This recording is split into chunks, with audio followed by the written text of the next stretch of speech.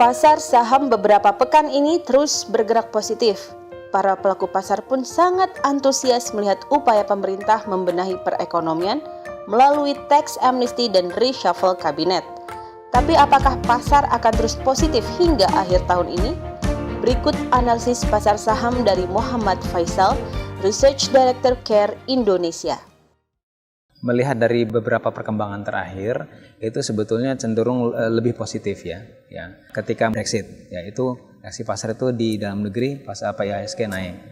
Lalu juga ketika pengumuman tax amnesty dan juga reshuffle kabinet, jadi relatif pelaku pasar dan juga investor itu sentimennya positif. Jadi menganggap itu satu yang akan menguntungkan, oleh karenanya IHSG juga naik. Nah, tapi pada saat yang sama kemudian ada permasalahan dari target pajak yang tidak terpenuhi dan juga ada rencana pemotongan pajak APBNP, sehingga dan itu pemotongannya itu sangat besar sekali. Jadi 130 sekian triliun itu pemotongan anggaran. Jadi walaupun pemerintah memang berusaha untuk menyisir mana yang paling prioritas untuk tidak dipotong, tapi tetap saja kalau melihat dari angkanya itu memang sangat besar. Jadi ada kemungkinan juga yang program-program pembangunan yang terkait dengan pertumbuhan ekonomi, pembangunan infrastruktur dan sebagainya juga sangat mungkin terkena.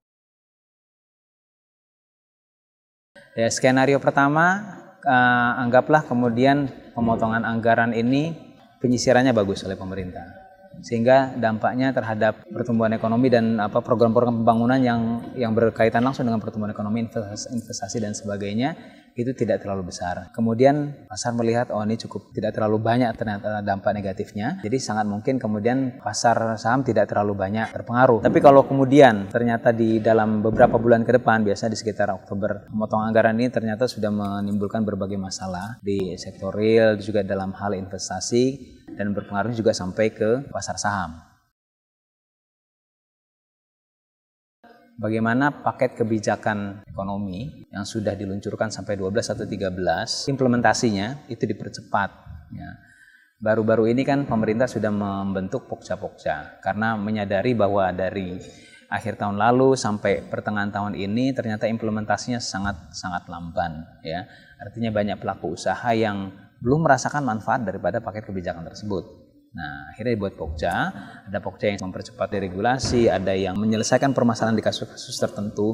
Nah, yang ini pokja-pokja ini harus lebih efisien dan lebih cepat dalam 2 kuartal ke depan.